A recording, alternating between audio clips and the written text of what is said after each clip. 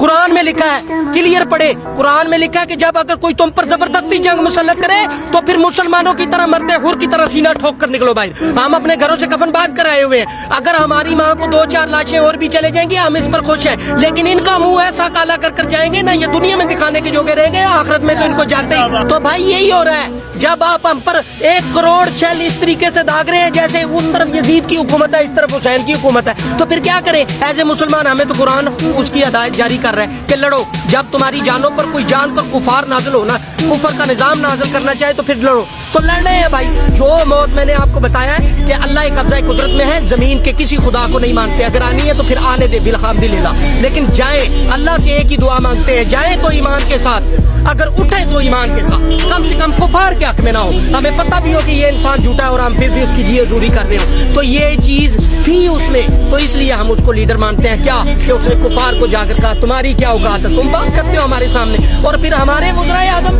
75 सालों के वज़राए आज़म ऐसे कर बैठा करते थे। ये वाहिद लीडर है जिसने अपनी पिशौरी चप्पल ऐसे रख कर कहा है 1400 दी जरूर है लेकिन ਤੁਹਾਨੂੰ बेच के खान भी मत रखना। ये है लीडर।